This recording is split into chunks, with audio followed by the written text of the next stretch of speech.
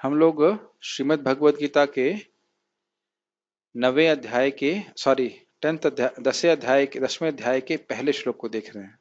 मेरे पीछे माइक पे बोलिए।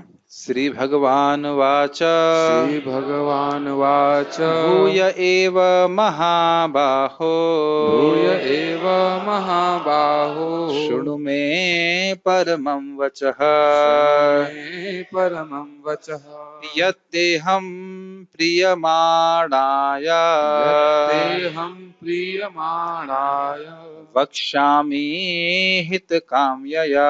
वक्ष्यामि हितकाम्यया। श्रीभगवानुवाच श्रीभगवानुवाच भूय एव महाबाहो भूय एव महाबाहो शृणु मे परमं वचः शृणु मे परमं वचः यत्तेऽहं प्रीयमाणाय यत्तेऽहं प्रीयमाणाय वक्ष्यामि हितकाम्यया। वक्ष्यामि हितकाम्यया। श्री भगवान वाचा अर्थात श्री भगवान ने कहा, भूय एव महाबाहो, हे महाबाहो, फिर से मैं कुछ कह रहा हूं तुमको। शृणु में परमं वचः, मेरे परम वचनों को सुनो। यत्तेहम प्रियमाणाय, क्योंकि मैं तुमसे प्रेम करता हूं, प्रियमाण हूं। वक्ष्यामि हित कामया, इसलिए तुम्हारे हित के लिए, तुम्हारे हित की कामना से बोल रहा हूं। जब भी भगवान इस जगत में कुछ जीव के लिए बोलते हैं तो बहुत हितकारी होता है। भगवान अन्यथा अगर लीला आके करके चले जाते हैं तो उससे भी लाभ होता है, लेकिन जब अपने बारे में भगवान कुछ बोलते हैं तो इससे बहुत लाभ होता है, क्योंकि माया मुक्त जीव नाही स्वतः कृष्ण ज्ञान, जीवेर कृपा कइले कृष्ण वेद पुराण। जब वह भगवान के गुणों को समझता है, उनकी महानता को समझता है, तो एकनिष्ठ भाव से उनकी सेवा करने की इच्छा होती है। और यही इस अध्याय का उद्देश्य है, भगवान की विभूतियों को समझ करके भगवान में श्रद्धा हो और हम भगवान की सेवा करने के लिए प्रेरित हो। ठीक है, हम पढ़ते हैं।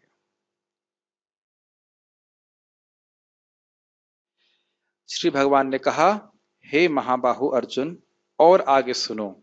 चूंकि तुम मेरे प्रिय सखा हो, अतः मैं तुम्हारे लाभ के लिए ऐसा ज्ञान प्रदान करूंगा जो अभी तक मेरे द्वारा बताए गए ज्ञान से श्रेष्ठ होगा।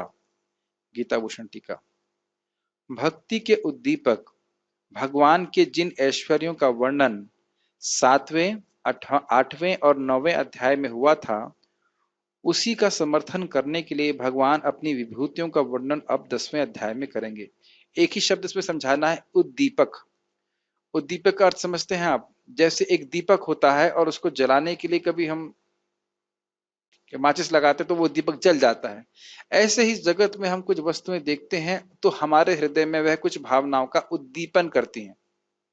उद्दीपन अर्थ समझ में आ रहा है? जैसे मान लीजिए आप कोई हॉरर पिक्चर देखें, मतलब नहीं देखना, लेकिन अगर आपने कोई भयानक वस्तु देखी तो हमारे हृदय में भय का उद्दीपन हो जाता है, जागृत हो जाता है। हाँ, तो उसी प्रकार से भगवान की इन विभूतियों को जब सुनता है भक्त, तो भगवान की सेवा करने का इच्छा उसके हृदय में और जागृत हो जाती है। ये उद्देश्य है। पिछले कई अध्यायों में भक्ति का वर्णन हुआ और बीच बीच में भगवान की विभूतियों का वर्णन हुआ है। तो आपको समझ में आ रहा है कि विभूतियों का वर्णन बार बार क्यों हो रहा है? ताकि हमें भगवान की सेवा करने की इच्छा हो। इस जगत में भी जब कोई व्यक्ति जॉब करने जाता है या कॉलेज में एडमिशन लेने जाता है तो कॉलेज की महानता को सुनता है। हम लोग को याद है कि जब हम लोग आईआईटी में सेलेक्ट हुए थे, हम का मतलब मैं और बाकी सभी लोग सेलेक्ट हुए थे, तो हम सुनते थे आईआईटी कानपुर अच्छा है कि आईआईटी बॉम्बे अच्छा है कि आईआईटी, सब एक ही जैसे हैं, कोई अंतर नहीं होता। लेकिन फिर भी हम जब उसकी महानता सुनते हैं तो फिर हमारी इच्छा होती है कि हम वहां पे जाके एडमिशन लें। Make sense? यही बात है। अब इस अध्याय में उस भक्ति को प्रकट और वर्धित करने के लिए, प्रकट मतलब जागृत करने के लिए और बढ़ाने के लिए, भगवान अपनी विभूतियों का विस्तार से वर्णन करेंगे, जिनको संक्षेप में उन्होंने पहले कहा था। तो समझ रहे हैं क्यों बोल रहे हैं यहाँ पे? कारण समझ रहे हैं? पहले वाले में भी विभूति का वर्णन किए हैं, लेकिन थोड़ा थोड़ा किया था। अब यहाँ पे अर्जुन प्रश्न करेंगे, अभी आप श्लोकों में देखोगे आगे जाकर कि विस्तार से कहिए आप। तो काफी विस्तार से भगवान यहाँ पे बताएंगे, जिसका वर्णन अन्य जगह थोड़ा सा किया गया। नोट, भगवान की विभूतियों का वर्णन 7.8 से 12 और 9.16 से 19 में हुआ था, लेकिन थोड़ा सा हुआ था। हे महाबाहु अर्जुन, पुनः तुम मेरे कल्याणकारी वचनों को सुनो। ये बहुत महत्वपूर्ण है। देखिए, हम लोग अपना हित नहीं जानते हैं, सनातन गोस्वामी कितने बड़े महान पंडित थे, और महाप्रभु से कहते हैं अपनार हित अहित किछु नहीं जाने। ये भी नहीं कि मैं थोड़ा जानता हूं, किछु नहीं का मतलब क्या होता है, कुछ भी नहीं जानता, इस तरह से प्रस्तुत किया। देखिए अगर भगवत गीता नहीं होती तो हमें कोई आइडिया भी नहीं होता कि हमारा आगे कल्याण कैसे हो सकता है। वस्तुतः हम मृत्यु के बाद अपने कल्याण के बारे में सोचते भी नहीं। ये बात आप स्वीकार करते हैं? अगर हमने भगवत गीता नहीं सुनी होती तो हम ये सोचते भी नहीं कि आज मैं जो ये कार्य कर रहा हूं इससे मेरा मृत्यु के बाद क्या परिणाम प्राप्त होगा। Yes no? एकदम स्पष्ट मैं उदाहरण दे रहा हूं, और ये चैतन्य चरितामृत में आपको बार बार दिखेगा। चैतन्य महाप्रभु के चरणों को जब गुंडीचा मार्जन हो रहा था, एक व्यक्ति ने आया, बड़े वैष्णव था, उसने धुल दिया। अब पता नहीं पानी पिया कि नहीं, मैं भूल रहा हूं, लेकिन धुल के शायद जल भी पी लिया था से। तो महाप्रभु तो भगवान, लेकिन तुरंत कह रहे हैं अरे इतना बड़ा अपराध कर दिया, अब मुझे पता नहीं कि आगे जाके मेरी क्या गति होगी। तो ये इस बार देवामृत महाराज बता रहे थे इस बात को कि जो भक्त है, भक्त समाज में भी वो बड़े सचेत रहते हैं कि मैं आज जो ये कार्य कर रहा हूं उससे भविष्य में क्या होगा। यह उत्तर देना कि देख लिया जाएगा ये अच्छा नहीं है, क्योंकि जो चीज देखी जाएगी वो हम देखना नहीं चाहते। जो इस कार्य की वजह से हमें दिखाया जाएगा वो हम देखना नहीं चाहते। ये समझ रहे हैं? If I do something wrong, what I will see, I would not like to see that. So one has to be responsible, और ये इंसान के ही जन्म में हम कर सकते हैं। हर व्यक्ति को सतर्क रहना चाहिए। छोटी से छोटी चीज का फर्क पड़ता है। देखिए अगर हमने चावल भोग नहीं लगाया और चावल खा रहे हैं, सामान्य दृष्टि से कुछ भी नहीं हो रहा है, लेकिन भगवान गीता में क्या कह रहे हैं, भुंजते तू अघम पापा, वो केवल पाप ही खा रहा है। तो इसीलिए मानव जीवन में व्यक्ति को श्रवण सब जब करेगा तब बहुत ध्यानपूर्वक सुनिए। सुनने के द्वारा हम अपने भविष्य को देख पाते हैं। किसको समझ में आ रही बात? ये बहुत धीरे धीरे जा रहा होता कि आप समझ पाए। When we hear then we can see our future. आप लोग दिखता है ना कि एक दिन हम कभी भगवत धाम पहुंचेंगे, हर किसी को दिखता है। क्यों दिखता है? सुनते हैं। और अगर नहीं सुनेंगे तो भविष्य की कोई धारणा नहीं कर पाएंगे। बिल्कुल आप फिर अपने को लेके जाओ, हम सब लोग इसी अवस्था में थे जब हमने भगवान के बारे में बिल्कुल नहीं सुना था, तो हमें भविष्य के बारे में कोई जानकारी नहीं थी। मैक्सिमम सोचते थे कि बस नौकरी लगेगी और थोड़ा पैसे आ जाएंगे। है कि नहीं? कुछ कहना चाहते? अच्छा। तो इसीलिए ये चीज भक्ति में आने के बाद भी लागू होती है। अगर हम भक्ति में नहीं सुनते हैं तो हम वही विचार करते हैं मैं कोई अपराध कर रहा हूं या मैं कोई अच्छा वैष्णव की सेवा कर रहा हूं तो क्या लाभ होगा। देखो एग्जाम्पल पॉजिटिव में बोलता हूं, भगवान के भक्तों को प्रसाद खिलाना भगवान कृष्ण को हनी देने जैसा होता है। आपके पास हनी शुद्ध हो या ना हो पता नहीं, लेकिन भक्तों को प्रसाद खिलाएंगे तो भगवान को हनी देने जैसा, भगवान को बहुत प्रिय लगता है। अब मैं छोटा एग्जाम्पल और देता हूं। कल ही मैंने इसको पढ़ा कि चैतन्य महाप्रभु रामानंद सॉरी प्रताप रुद्र से बिल्कुल नहीं मिलना चाहते थे। तो महाप्रभु ने कहा अच्छा नहीं मिलना चाहते हैं आप, कोई बात नहीं, लेकिन ऐसा करिए अपना बहिर्वास दे दीजिए। सन्यासी लोग बहिर्वास पहनते ना, वो दे दीजिए, तो उसी से राजा कम से कम आत्महत्या नहीं करेगा, भिखारी नहीं बनेगा। तो महाप्रभु ने दिया, तो वह उसकी पूजा ऐसे कर रहे थे जैसे साक्षात चैतन्य महाप्रभु। तो प्रभुपाद वहां सिद्धांत बताते हैं कि देखो सीखना है कि भगवान और भगवान से संबंधित वस्तु में भेद नहीं देखना है। वैष्णव भगवान के इस्तेमाल किए गए वस्त्र इत्यादि का बहुत सम्मान करना चाहिए, भगवान की ही तरह है। आप समझ रहे हैं मेरी बात? तो जो ये शास्त्र की वचन हमको ऐसे अपने सामान्य दृष्टि से इंद्रियों से नहीं समझ में आएंगे, लेकिन शास्त्रीय श्रद्धा को ग्रहण करेंगे तो हमारा कल्याण हो जाएगा। Does it make sense to you? समझ रहे हैं ना मैं क्या कह रहा हूं? तो इसलिए जो भगवान कुछ बोल रहे हैं तो भगवान फालतू कुछ भी नहीं बोलते और हमारे कल्याण को सोच रहे हैं। ये भी ध्यान रखिएगा, बहुत सुंदर बात।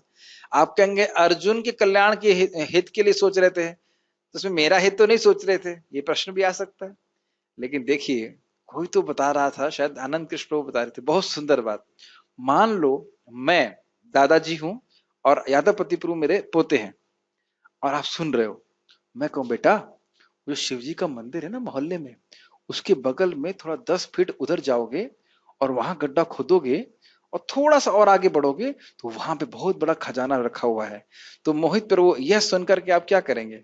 बता तो रहा हूं मैं अपने पोते को।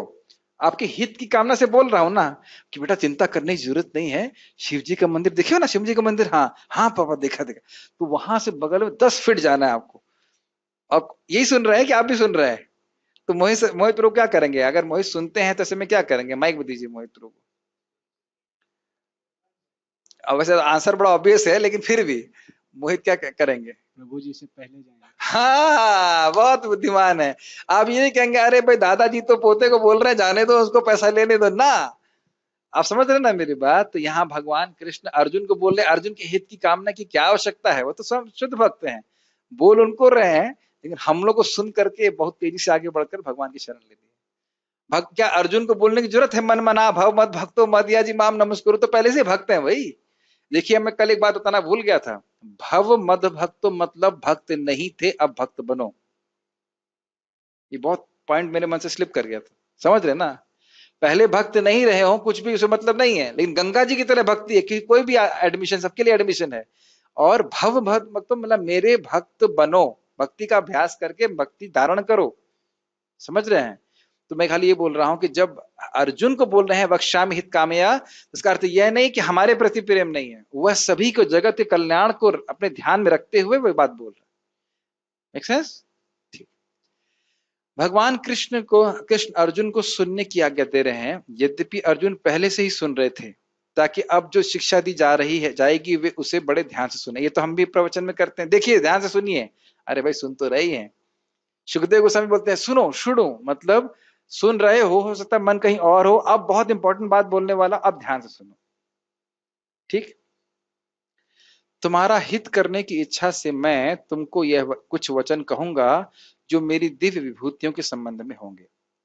अर्थ यह है कि मैं तुमको चकित करने के उद्देश्य से इस ज्ञान को कहूंगा। यद्यपि तुम ज्ञानवान हो, परंतु क्योंकि तुम मेरे वचनों में सुख अनुभव करते हो, मानो तुम अमृत पी रहे हो। ये तो अनुभव आपने किया था, अभी हमारे कल ही की तो बात है, कल आपने बनाया था ना वो स्पेशल प्रसादम, दोपहर में, सुबह बनाया था राइस दाल। तो प्रभु जी ने ऐसा दालमा बनाया था हमारे करणामृत प्रभु ने कि मतलब तृप्ति नहीं हो रही थी। यहाँ तक कि अब देखिए पेट तो आकाश स्वरूप है नहीं, ये दिक्कत होती है। तो पेट बोला नहीं नहीं नहीं नहीं, लेकिन जीभ बोल रही है do not teach preach me philosophy right now. तो जीभ बोल रही है कि नहीं तुम मुझे मत फिलोसफी सिखाओ, अत्याहार के बारे में मत बताओ, खाने दो खाने दो। तो इस प्रकार से जीव जो है उस अमृत का पान बार बार चखना चाहती है। चख चुके हैं ना, कोई जीव कहे अरे तुमने एक बार तो चख लिया, दोबारा क्यों खा रहे हो? नहीं, और चखना चाहती है। लेकिन कठिनाई ये है कि हमारा पेट आकाश स्वरूप नहीं है, ये दिक्कत है, लेकिन हमारे कान आकाश स्वरूप है। मैं छोटा सा बात भागवत से बोलूंगा, वयम तु ना वितृप्यामः उत्तम श्लोक विक्रमे यश शृण्वताम रसज्ञानाम साधु साधु पदे पदे। यही बात आप अर्जुन के केस में भी देखेंगे। देखिए अर्जुन ने मैं व्याख्या करूंगा, छठे अध्याय में बोला कि मन को संयमित करना बहुत कठिन है, बोला। लेकिन इस अध्याय में क्या कहेंगे कि मुझे आपकी कथा, आपका महिमा सुनने में तृप्ति नहीं हो रही। ये देखिएगा भैया। और यही चीज शौनकादि ऋषि ने सूत गोस्वामी से कहा, वयम तु न वित्रप्याम, मतलब कुछ श्लोक ने प्रश्न किए, फिर एक के बाद एक प्रश्न किए जा रहे हैं। तो मान लो सूत गोस्वामी करें, आपने तो एक प्रश्न करते, दो प्रश्न करते, आपने तो प्रश्नों की झड़ी लगा दी। तो उस पर सूत गोस्वामी शौनकादि ऋषि कहते हैं वयम तु न वित्रप्याम, ऐसा इसलिए हो रहा है, हम इतने भगवान के बारे में प्रश्न इसलिए कर रहे हैं कि वयम तु न वित्रप्याम, मैं हम तृप्त नहीं हो रहे। वयम तु का मतलब अन्य लोग तृप्त हो सकते हैं, लेकिन वयम तु हम नहीं तृप्त हो रहे। ऐसा क्यों कह रहे हैं? वयम तुना वित्रप्यामा उत्तम श्लोक विक्रम है। भगवान के विक्रम इस प्रकार के, भगवान के लीला इस प्रकार की है। तो कहते हैं यश शुणवताम रसज्ञा नाम, जिसको सुनने वाला व्यक्ति है, रसज्ञ है, तो वह कभी तृप्त नहीं हो सकता। तो श्रीधर स्वामी कहते हैं क्यों? 3 कारण बताते हैं। एक कि भाई रसक मतलब कान जो है वो आकाश स्वरूप है, तो कान कभी भर ही नहीं सकता। भाई मैंने उदाहरण दिया ना कि आप मान लो आइसक्रीम है या दालमा है, कुछ भी अच्छा लग रहा है तो कितना खा सकते हो, और जितना पेट है उतना खा सकते हैं। तो वह लिमिटेशन कान में है क्या? तो एक तो बात यह है कि कान आकाश स्वरूप है। दूसरा चीज हो सकता है कि उस वस्तु का टेस्ट ही नहीं हो। भरतनाट्यम चल रहा है, क्लासिकल म्यूजिक चल रहा है, तो हम लोग क्या कहेंगे, हम रसज्ञ ही नहीं, हम समझ ही नहीं पा रहे क्या हो रहा है, तो बोर हो जाएंगे, अरे कहाँ बंद करो। देखिए ना डीडी में आता था ना, डीडी न्यूज में, हाँ कृष्ण हॉल में भी भरतनाट्यम चलता है, क्या है। हमारी माता जी को थोड़ा बहुत पता है तो कहती है आज बड़ा अच्छा प्रोग्राम हुआ। हमने कहा ठीक है। तो आप देख सकते हैं कि वह रसज्ञ है, वो जान रही हैं कि क्या भाव भंगिमा दिखाई जा रही, तो उन्हें अच्छा लग रहा है। हम ब्रह्मचारी लोग क्या समझेंगे, वैसे भी माता जी लोग नृत्य कर रहे तो हम क्या देखेंगे, तो हम हट जाए, हमें नहीं करना कुछ, है ना। और जब चपाती और सब्जी आती है तो ब्रह्मचारी लोग रसज्ञ, खाओ खाओ भमा दो। तो अब रसज्ञ ही नहीं है तो कहते नहीं हम तो रसज्ञ भी हैं, हमें कथा भी पता है। अच्छा, कुछ चीजों में एक और दिक्कत हो जाती है कि कुछ शुरुआत में रस रहता है, बाद में समाप्त हो जाता है। जैसे गन्ना, गन्ना का रस होता है, लेकिन चबाना चालू करते हैं तो बाद में उसका रस गुल हो जाता है। तो ऐसा भी नहीं है कि कृष्ण कथा का रस समाप्त हो जाए। तो तीन कारण समझ रहे हैं, कान आकाश स्वरूप है, हम रस को जानने वाले हैं, और कथा का रस बंद नहीं होता है, वो एवर फ्रेश रहता है। तो इस तरह से आप यहाँ पे भी देख रहे हैं कि अर्जुन को बहुत लालसा है इस कथा अमृत को पीने के लिए, तो इसलिए भगवान बड़े उद्यत हैं। एक उदाहरण तो आप देखते हैं, जैसे आपने देखा है बछड़ा बार बार मुंह मारता रहता है और दूध पीने के लिए, और दूध पीने के लिए, है कि नहीं, लेकिन उसका भी पेट भर जाता है तो वो किनारे बैठ जाता है। तो इसी प्रकार से अर्जुन का बड़ा आग्रह है, और ये तो हमने गीता के महात्म्य में भी सुना है कि पार्थो वत्सा सुधीर भोक्ता दुग्धम गीता अमृतम महत। अर्जुन जो है वो बछड़े की तरह है, और कृष्ण जो है वो गोपाल की तरह है, और गीता जो है वो दूध है। और सर्व उपनिषदों गावो, उपनिषद क्या है, वो गाय स्वरूप है, वो दुग्धा जो है दूध दे रहे हैं। उसके बाद जो दूध निकल रहा है वो केवल बछड़े के लिए नहीं है, दुग्धम गीता मृतम महत, जो अन्य महत पुरुष है वह भी इसका शोधन कर रहे हैं। सभी आचार्यों ने टीका लिखी है भगवत गीता पर, श्रीधर स्वामी, श्रीपद रामानुजाचार्य, श्रील बलदेव विद्याभूषण, श्रील विश्वनाथ चक्रवर्ती पाद, और भी अन्य आचार्यों ने, कौस्तुभ करके कहा, बहुत सारे आचार्यों ने टीका लिखी भगवत गीता पर। ठीक है, तो आप समझ रहे हैं क्यों भगवान इतने उत्सुक हैं, क्योंकि अर्जुन बहुत उत्सुक है भगवान के बारे में सुनने में। मैं तुम्हारी भक्ति को जागृत और वर्धित करने की हित कामना से यह वचन कहूंगा। आप समझ पाए कि हित कामना का अर्थ क्या है, ताकि अर्जुन की भक्ति बढ़े। कठिन हो रहा है समझने में या नहीं समझ रहा, अर्जुन की भक्ति बढ़े और हम लोग सुने तो हमारी भी भक्ति बढ़ जाएगी। तात्पर्य, पराशर मुनि ने भगवान शब्द की व्याख्या इस प्रकार की है, जो पूर्ण रूप से षड ऐश्वर्यों, संपूर्ण शक्ति, संपूर्ण यश, संपूर्ण धन, संपूर्ण ज्ञान, संपूर्ण सौंदर्य तथा संपूर्ण त्याग से युक्त है, वह भगवान है। इसकी व्याख्या मैं नहीं करूंगा, मैं एक पॉइंट बोलना चाहता हूं, व्याख्या बड़ी स्पष्ट है, आप जानते हो। क्या आपने देखा है कि इन 6 ऐश्वर्यों से युक्त किंचित मात्र युक्त व्यक्ति से ही हम इस जगत में आकृष्ट रहते हैं। एक मंदिर में एक ब्रह्मचारी हैं, थे कह लीजिए, तो उनको किसी रूप से आकर्षण हो गया, लेकिन वो रूप कृष्ण का नहीं है, ठीक है। तो अथॉरिटी को बोलते हैं, प्रभु जी मैं मंदिर में कृष्ण को देखना चाहता हूं, इसलिए मैं अपने स्थान को परिवर्तित नहीं करूंगा। लेकिन रूप वो कृष्ण का नहीं है, कृष्ण की माया का है। समझ रहे हैं, मतलब किसी लड़की में आ सकता है व्यक्ति।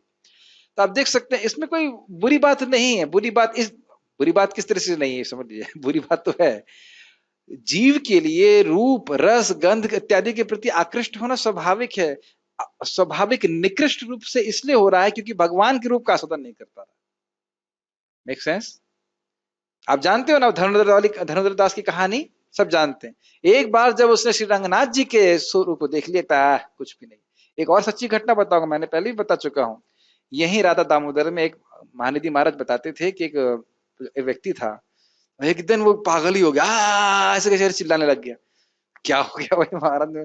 तो वहां के पुजारी बोले, हेड पुजारी कहते कोई होता ही रहता है, कोई बड़ी बात नहीं है। उसको राधा दामोदर ने अपना दर्शन दे दिया। महानिधि महाराज इसमें लिखते हैं किताब में, हम सोच रहे थे हमको क्यों नहीं दर्शन दे रहे हैं, हमारे हमें क्यों नहीं दे रहे हैं, क्योंकि कंधर्प कोटि कमनीय है विशेष शोभम। तो बात यह है कि जब व्यक्ति भगवान के ऐश्वर्यों को सुनता है तो सहज रूप से भगवान के प्रति आकृष्ट होने के लिए वह मतलब उद्यत हो जाता है। अन्यथा इस जगत की किसी भी वस्तु में जो कुछ भी हम देख रहे हैं, कोई रूप देख रहे हैं, कहीं यश देख रहे हैं, तो वह सब भगवान की विभूति का एक अंश मात्र ही है। ठीक है, मैं खाली इस बात की व्याख्या कर रहा था कि हम लोग के लिए आकृष्ट होना स्वाभाविक है, और इन 6 ऐश्वर्यों के अंश से ही हम आकृष्ट होते हैं, ये बात बोल रहा था। भाई कोई व्यक्ति अगर बहुत ज्ञानी है, और स्पेशली अगर कोई व्यक्ति बहुत वैरागी है, तो क्या उससे लोग आकृष्ट नहीं होते?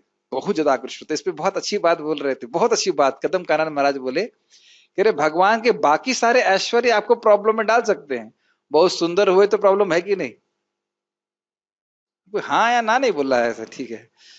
और धन हुआ तो बहुत बड़ा प्रॉब्लम है।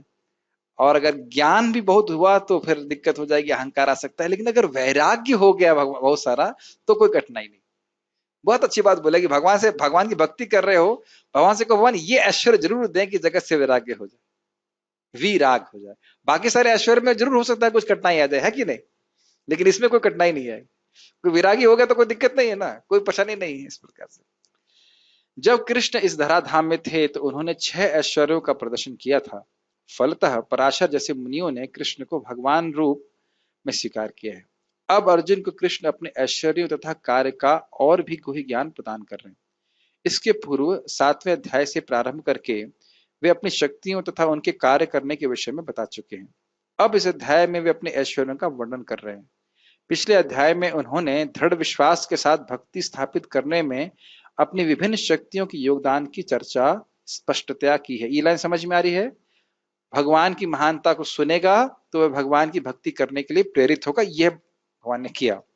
इस अध्याय में पुनः वे अर्जुन को अपनी सृष्टियों तथा विभिन्न ऐश्वर्यों के विषय में बता रहे हैं। अब कारण स्पष्ट हो चुका, इसलिए मैं इसकी व्याख्या नहीं करूंगा। क्यों बता रहे हैं? उद्धव तारकाधीश प्रभु क्यों बता रहे हैं? भगवान, क्या जरूरत है भगवान के बताने की? अरे भगवान तो बहुत अहंकारी हैं, अपने को भगवान कहते हैं। मान लो कोई ये कहे तो, आपके भगवान कृष्ण तो बड़े अहंकारी, बोले मैं ये हूं, मैं वो हूं, ये सब बताने की क्या जरूरत है? तो अच्छी बात नहीं है। और अभी मैं और आक्षेप करता हूं। कृष्ण स्वयं अर्जुन से कहते हैं, आपको प्रसंग पता है कि युधिष्ठिर महाराज को जब मारने चले तो बोले कि तुम युधिष्ठिर महाराज को गलत सलत बोलो। तो उन्होंने गलत सलत बोल दिया। फिर कहते अब मैं अपने आप को मार लूंगा। तो क्यों मार लोगे? मैं ऐसा बर्ताव नहीं कर सकता अपने भाई भाई के प्रति। तो कहते हैं ऐसा करिए, आप अपना गुणगान स्वयं करिए, ये अपने को मारने जैसा होता है। तो वहां तो भगवान कृष्ण कह रहे हैं कि अपना गुणगान करना अपने को मारने जैसा होता है, यहाँ खूब जम के अपना गुणगान करना है, ये कैसी बात है? हाँ, ये जो ने उत्तर दिया है बहुत सिंपल और सरल उत्तर है। भगवान जब अपना गुणगान कर रहे हैं तो उनके वाकई गुण हैं, पहली बात ये। दूसरा, भगवान अपने भक्त का आग्रह देखकर बोल रहे हैं। तीसरा, भक्त की भक्ति बढ़ेगी इसलिए बोल रहे हैं। चौथा, कि वह उस गुणगान को सुन करके लोग समझ पाएंगे वो कृष्ण भगवान है। समझ रहे ना? ऐसे किसी भी व्यक्ति को भगवान नहीं स्वीकार कर लेंगे, तो इस उद्देश्य के कारण बोल रहे हैं। अन्यथा बड़ा अद्भुत है, जब मुचुकुंद महाराज, आप जानते हो, जब भगवान को देखते हैं गुफा में, तो भगवान से पूछते हैं कि कौन है आप? तो कहते हैं मैं भगवान, मैं वासुदेव जी का पुत्र हूं, और मेरे द्वारा ये मारा गया। ये मेरा मतलब ऐसा लग रहा था कि भगवान ने किसी असुर को मारा नहीं है, उनके द्वारा करवाया गया है, ऐसे करके बोल रहे हैं। तो आप अपने को पूरी तरह प्रकट नहीं कर रहे थे वहां पे। तो भगवान कृष्ण को अपने बारे में इस प्रकार से बोलना, ऐसा नहीं कि बहुत अहंकार में बोल रहे हैं। अहंकार तब है जब वह गुण हमारा ना हो और उसका हम क्रेडिट ले रहे हैं।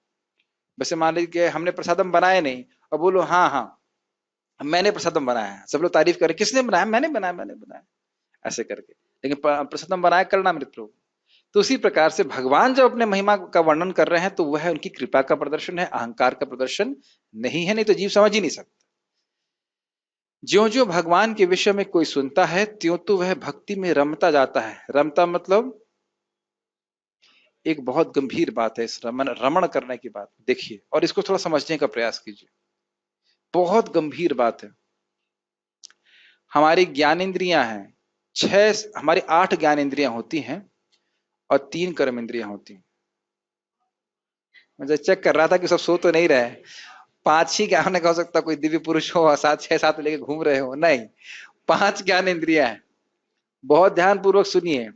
इन 5 ज्ञानेंद्रियों से जब हम विषयों को ग्रहण करते हैं तो मन उनमें रमने लगता है। बात बहुत सिंपल लग रही है, बहुत सिंपल लग रही है। भगवद गीता में आप 15 अध्याय पढ़ लीजिएगा। श्रोत्रम स्पर्शम, तो श्रोत्रम अच्छा इत्यादि है ना, ना श्रोत्रम स्पर्शम रसनम चैव ग्राणम, ऐसे करके श्लोक है। अधिष्ठाया मनश्चायम विषयानु उपसेवते, विषयों का सेवन कर रहा है। तो अब देखिए, जब आप 6:30 बजे से यहाँ पे आए हो, जरा एक एक इंद्रिय को पकड़ते हैं। क्या आंख के लिए कोई विषय मिला आपको? गौर नेताजी का सुंदर दिख रहा है, ठीक। नाक के लिए कोई विषय मिला? भगवान ने, प्रभु जी ने अगरबत्ती अर्पित किया। कान के लिए सुना? अरे प्रभु जी पका तो रहे हैं आप तब से बहुत परेशानी हो रही। हाँ सुन में, हाँ हाँ ठीक है, दिया आपने कान के दिया। और कुछ बोलने और कौन से रह गया? स्पर्श करने के लिए तो पंखा चल रहा, ठीक है। स्पर्श करने के लिए कोई खास असर नहीं रहा। और कौन से रह गया? जीव, जीव के लिए प्रसादम तो खैर बोल रहे हैं, लेकिन ये चखने की बात है, वो तो प्रसादम पहले ही खिला दिया हमने। तो अब देख सकते हैं कि इंद्रियों में, स्पेशली ज्ञानेंद्रियों को भगवान की भक्ति में लगाया जा रहा है बार बार। और जब वो लगाया जाएगा फिर धीरे धीरे मन उसमें रमने लगेगा। शुरुआत में गीता बिल्कुल नहीं अच्छी लगती है, या बार बार कान से जाता रहे, टकराता रहे, सुनते रहेंगे, तो फिर मन जो है आपका उसको, उस विषय को ग्रहण करने लगता है। ये सूत्र है। कर्मेंद्रियों की तरह हम ग्रहण नहीं करते हैं, हम कुछ कर्म करते हैं। ग्रहण करने का कार्य ज्ञानेंद्रियों के द्वारा। तो अगर हम चाहते हैं कि हमारा मन भगवान में लगे, तो आवश्यक है ज्ञानेंद्रियों के द्वारा बार बार भगवान का सेवन करते रहना चाहिए। Does it make sense? Okay. तो यहां बोल रहे हैं जितना वह सुनेगा उतना भक्ति में रमण करेगा। मनुष्य को चाहिए कि भक्तों की संगति में भगवान के विषय में सदा श्रवण करे, इससे उसकी भक्ति बढ़ेगी। अब अगर प्रवचन में नहीं आएंगे तो मालूम कैसे चलेगा भक्ति बढ़ेगी?